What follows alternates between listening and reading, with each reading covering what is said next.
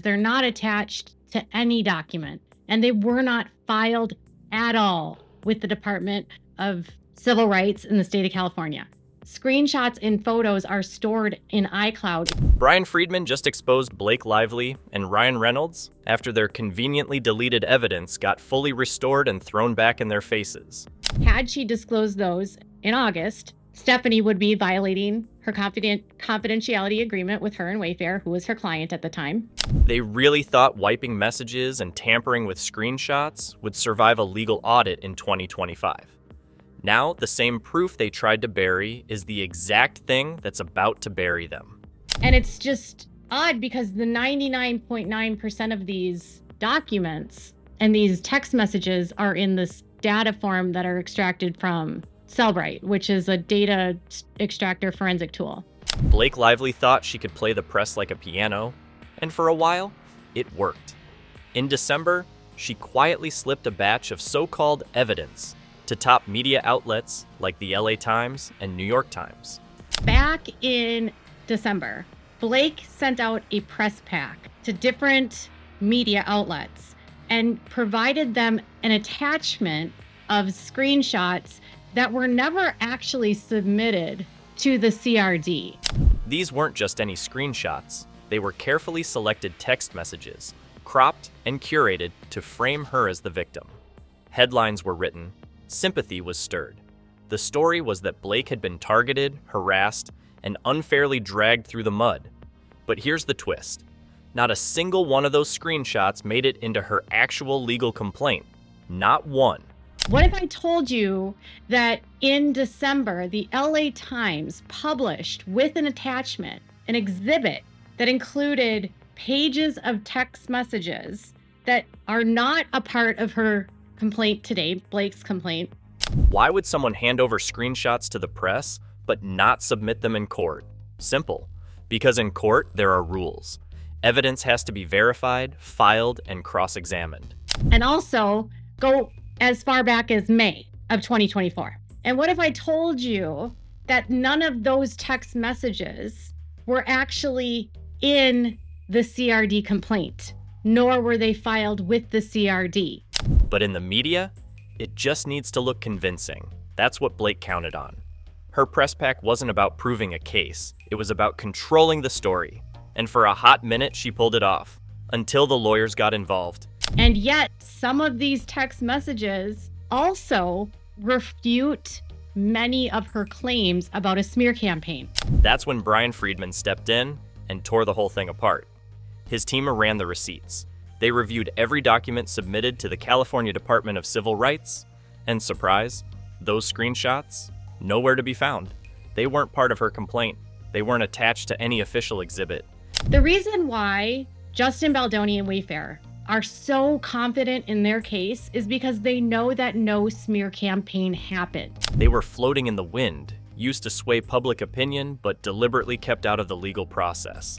That move alone raised eyebrows across the courtroom. But the real bombshell? The screenshots weren't extracted using proper forensic tools. They came straight from someone else's iCloud. Well, I told you that I spoke to an insider, and I've also talked to people that know Justin, and I've spoken to people connected to the film, and it's a factual reality. Freedman didn't hold back. He labeled the entire press leak a manipulated PR stunt, one that tried to weaponize private messages outside the eyes of the court. And here's where it gets darker. These weren't Blake's own texts. Many of them were lifted from Jen Abel's iCloud account. That's not just shady, that's illegal. That there was no smear campaign because there was only a very short time and window that the smear campaign could have ever even taken place because Blake decided it was a smear campaign. If someone pulls your private messages out of your cloud account without permission and hands them to a third party, that's a breach. And Blake's team had no right to those files, especially not after Jen had already left the company. She was already gunning for that narrative of it being retaliation on day one. Any negative feedback she got, she was going to blame a smear campaign. It's not just about the breach. It's about what they chose to include. Blake's team cherry-picked messages that made her look sympathetic, but conveniently left out the parts that showed she was making threats behind the scenes. One message about blocking Justin Baldoni.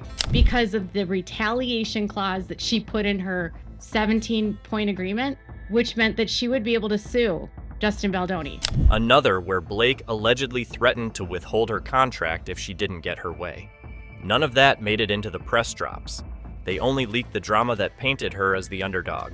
Within these exhibits that she provided, which do not qualify for privilege because they're not attached to any document. What makes it worse is how deliberate it was. These weren't random leaks. The LA Times ran pieces quoting these messages as if they were officially part of the legal filings. They weren't. The NYT did the same. But when court documents were reviewed, when the actual filings were released, those texts vanished. It was a shell game. And they were not filed at all with the Department of Civil Rights in the state of California. I have a full FOIA request, which gave me every single document from the CRD. Keep the damaging ones buried, elevate the victim narrative, and let the headlines do the heavy lifting. But unfortunately for Blake, Freedman found the shells, and he's showing the court exactly what was under them. And I can tell you for a fact that these exhibits were never filed with the CRD. The courts don't care about curated PR stories. They care about facts, dates, chains of custody. And Freedman's team was quick to point out that these screenshots didn't come from Cellebrite or any forensic extractor.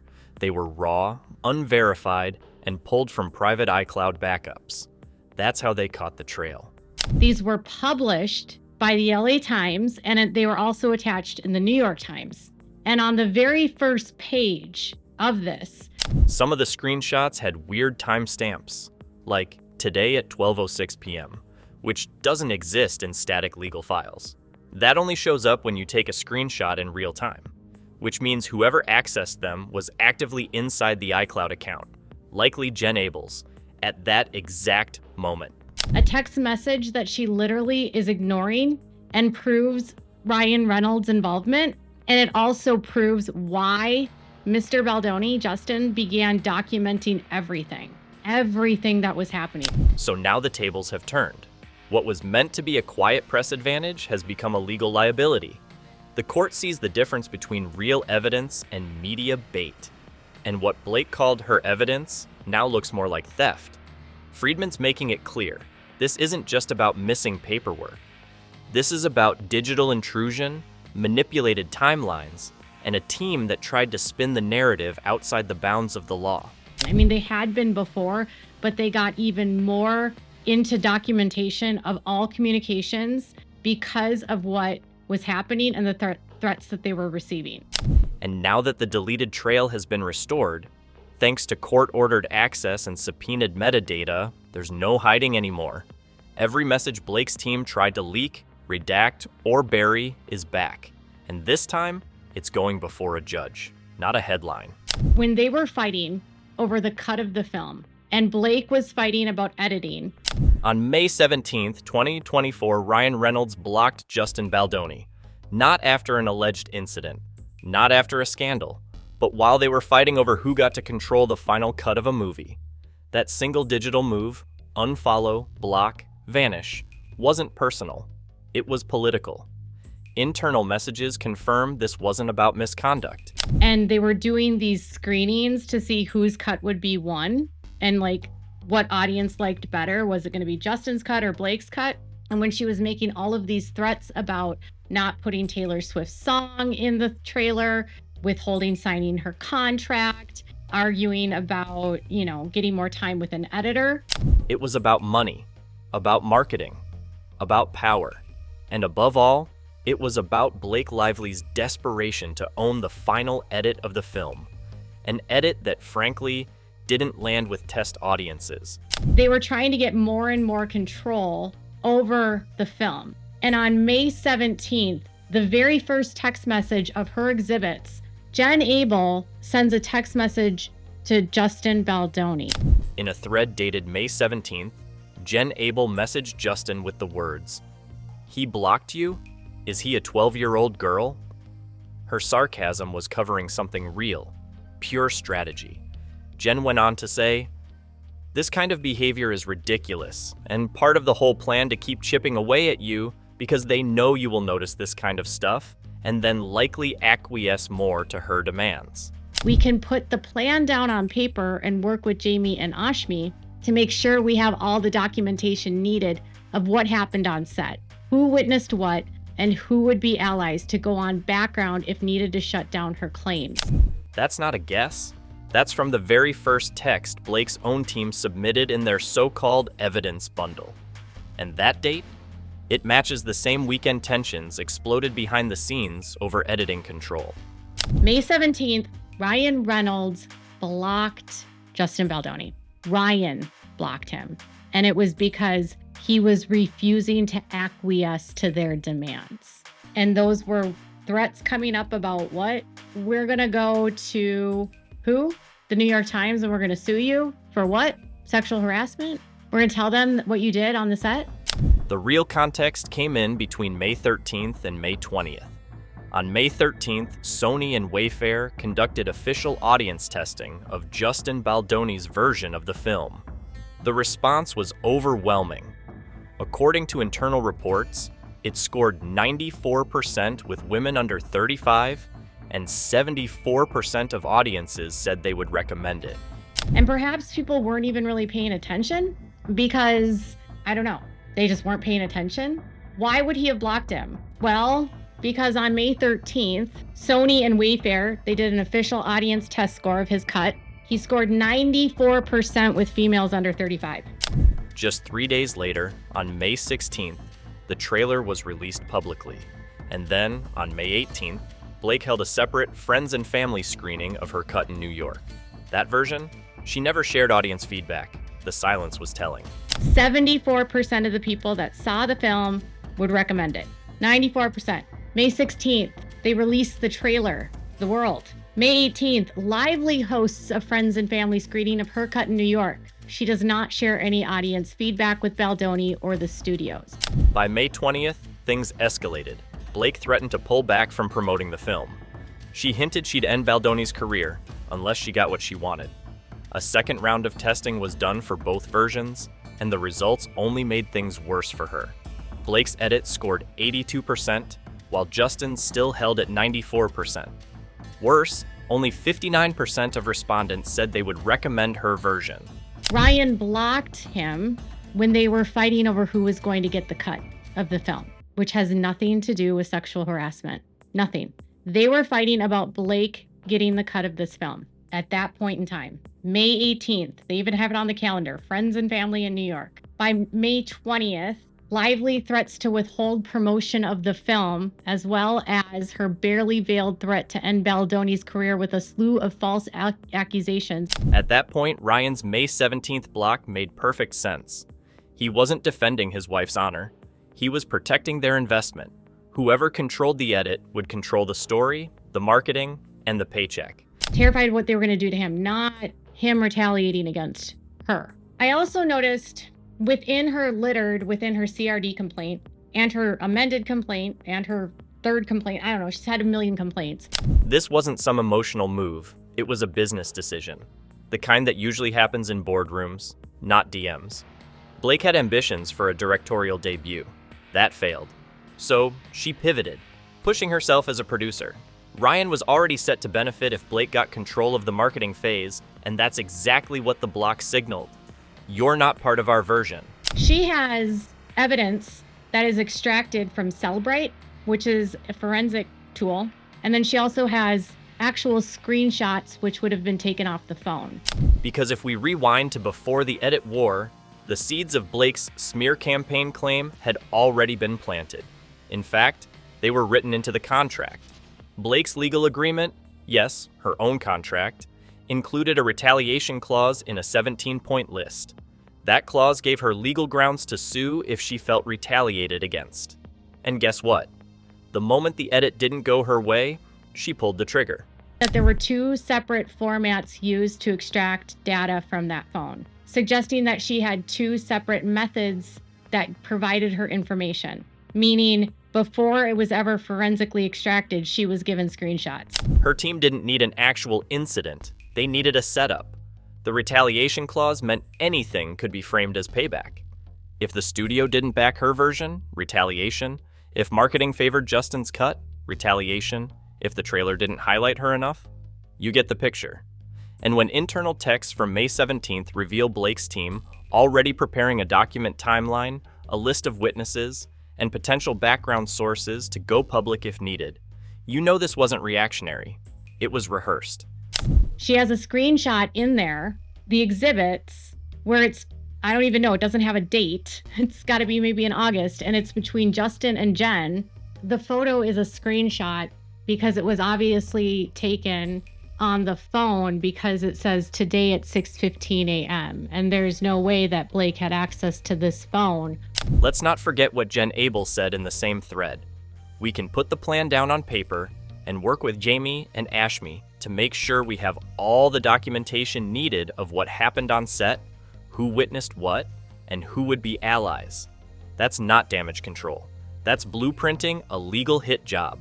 And it was dated before any public allegations were made.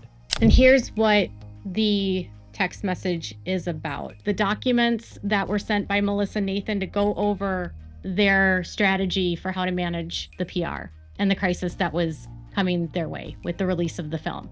Freedman's legal team flagged this too. The so-called smear campaign that Blake cries about, it never happened. Why? Because it was never real. There was barely even a window of time in which one could have occurred. Blake decided from the start that any opposition to her demands would be labeled as retaliation. She walked into the project with a legal trap already written, and when her cut failed to win over the studio, the trap was triggered. And it's just odd because the 99.9% of these documents and these text messages are in this data form that are extracted from Cellbrite, which is a data extractor forensic tool. The smear claim didn't follow abuse. It followed poor test scores. The timing speaks for itself. On May 18th, Blake held her secret screening. By May 20th, she was threatening to not promote the film. And between those two events, Ryan cut off Justin, digitally and professionally. The block wasn't just social, it was strategic. It marked the point where Blake and Ryan went from collaborators to competitors, and they were playing to win. Because she has one text message where it's like, I'm not in love with the document they said, I'm not sure that I feel the protection I felt on the call. And then all of the subsequent conversations are apparently Cellbrite. That's weird. Did Stephanie just give her this one screenshot to make it look like it was a smear campaign? No one on Justin's side was caught off guard, though. His team started documenting everything the moment Blake began pushing for more control. The mood on set changed. Communications tightened. Meetings were recorded. And that's why Bryan Freedman's defense has receipts for every move, because they saw it coming. That's what Justin is saying in his motion to dismiss the response when it comes to Stephanie Jones. It's also what Jen Abel is saying in her motion, her response to the motion to dismiss is that they had provided text messages. The narrative Blake tried to sell later of a woman standing up to workplace hostility doesn't match the dates. It doesn't match the scores. It doesn't match the strategy behind Ryan's May 17th block. And now that the original text chains have been restored and reviewed in court, it doesn't even match the evidence. Taylor Swift didn't sign up for this war, but Blake Lively dragged her name into it anyway. When this film project began, Taylor was all in.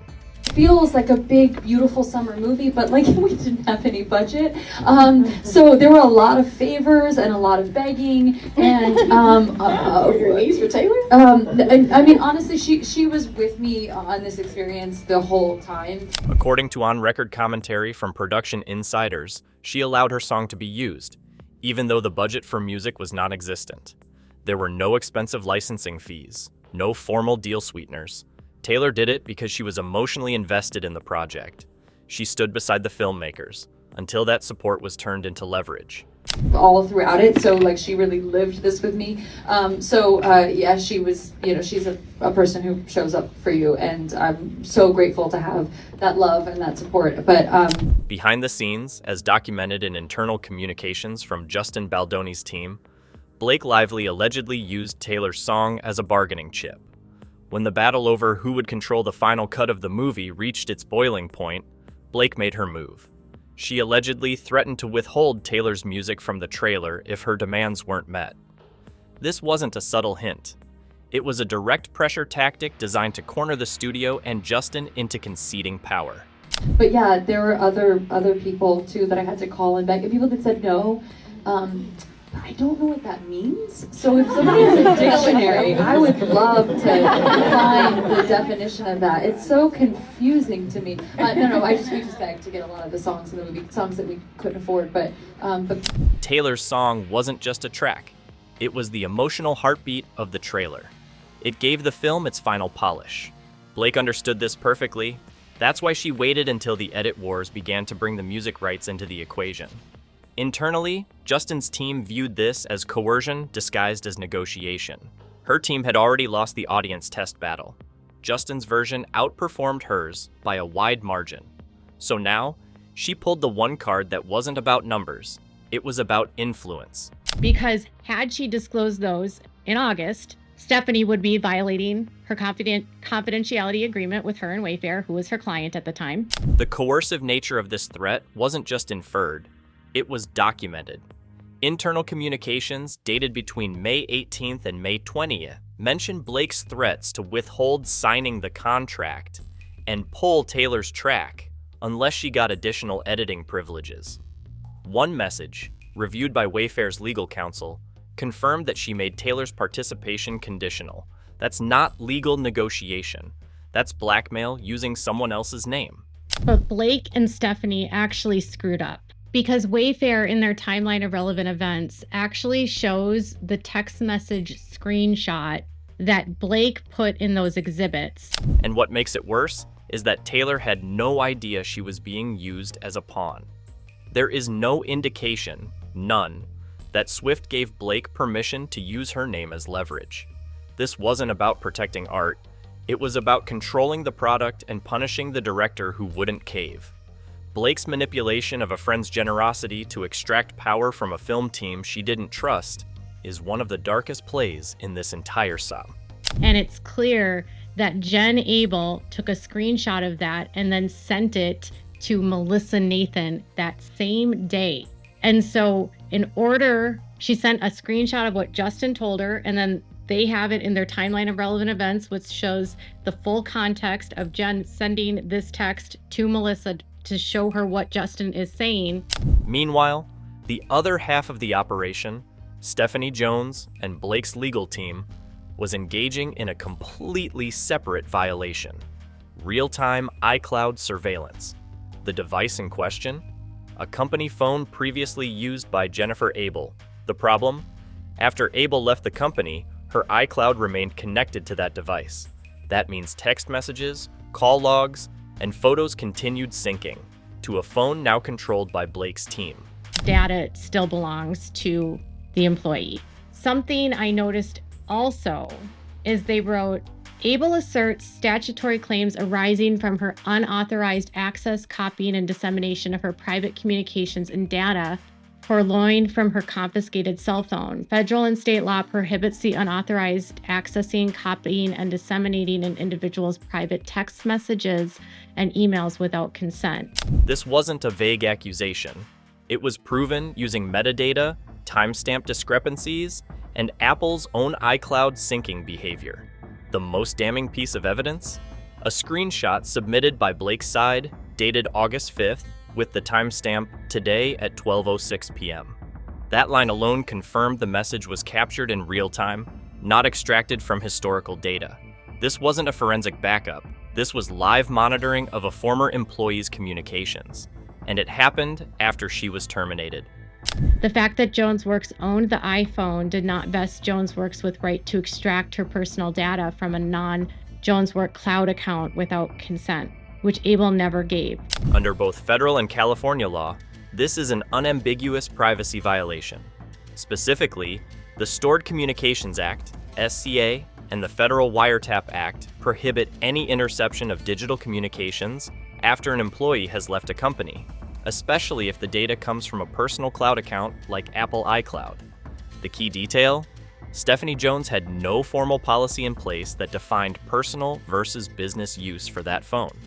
And without such a policy, there's no legal argument for why she should have had access to Jen Abel's cloud data post-employment. This is why they can confidently say that Jen's iCloud was accessed by Stephanie Jones. In her motion to dismiss response, they say that Abel asserts statutory claims arising from Jonesworth's unauthorized access, copying, and dissemination of Abel's private communications and data purloined from Abel's confiscated cell phone.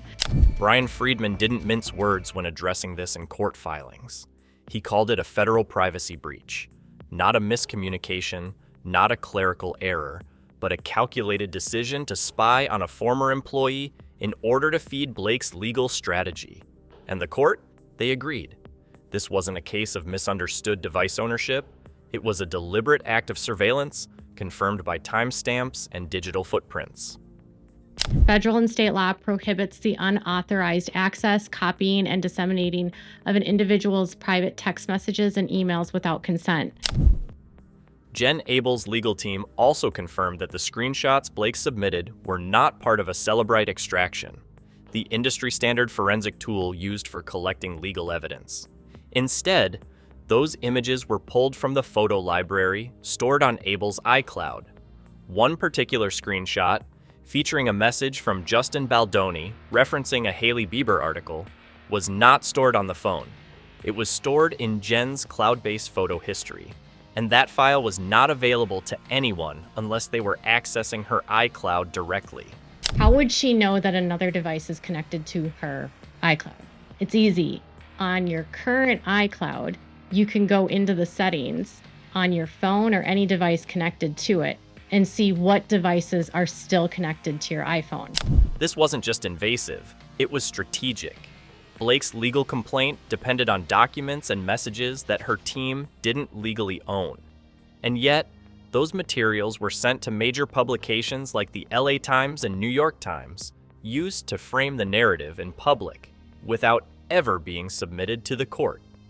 The only way the screenshots could have been taken was through active iCloud access, a violation of Jen's consent, her rights, and federal law. Stephanie can lie all day long and say that she wasn't accessing the cloud, but she gave screenshots to Blake from the cloud that were stored in the photos. One final detail confirmed how far the surveillance went. In late 2024, Jen realized her iCloud was still connected to the old device. She changed her password, and immediately, the ghost activity stopped. Prior to that, she was receiving duplicate copies of texts and messages on her current device, even though she no longer worked at the company. That's how they knew Stephanie Jones was intercepting live communications from a cloud account she had no right to touch. And Stephanie and Blake are so arrogant that they somehow believe that these people cannot put together these dots. Moreover, Stephanie Jones didn't just cross a line. She bulldozed straight through it. In sworn court statements, she claimed she never accessed Jen Abel's iCloud after Jen left Jones Works. But digital evidence tells a completely different story. One screenshot in particular blew the lid off her denial. A message between Justin Baldoni and Jen marked today at 12:06 p.m. That timestamp didn't come from forensic tools like Cellebrite. It came directly from Jen's photo library in iCloud, proving someone on Blake's team was still actively inside Jen's private cloud. That's not sloppy. That's surveillance. And if it's as a screenshot in her iCloud, she would know that they took this photo from her iCloud. It's not rocket science. So Stephanie and Blake can pound their hands on the table all day long and say nothing illegal happened here, but it did. Freedman's legal team confirmed that these screenshots were not part of the official Cellebrite extraction. Instead, they were manually taken, real-time, while the cloud was still connected to a company phone that Stephanie controlled. And that phone? Still pulling Jen's texts, photos, and messages weeks after she was gone. The law is clear. Once an employee leaves, any continued access to their personal cloud, especially without consent, is a federal privacy breach under the Stored Communications Act. but Stephanie kept it running like nothing had changed. Blake had no right to have a photo screenshot from somebody else's iCloud and iPhotos. Stephanie Jones had no right to access a personal iPhone and iCloud because it doesn't belong to Jones Works. Even worse, those stolen screenshots weren't quietly archived. They were shared with Blake and submitted to the press as part of her December media leak. One of them included internal crisis communications about the film's PR handling. It wasn't evidence, it was ammunition, and Blake used it. While Stephanie was quietly spying on Jen's data, Ryan Reynolds had his own playbook. On August 15th, he reportedly leaked a headline to the Daily Mail claiming he had to save the film. The story positioned him as the hero who rewrote the rooftop scene after the original script, penned by a feminist writer, supposedly flopped. The timing was calculated. The studio was favoring Justin's cut, Blake's edit was under fire, and now Ryan was hijacking the narrative. Blake's team may have played the game, but now the receipts are catching up. What do you think? Was this a calculated setup or a full-blown privacy scandal?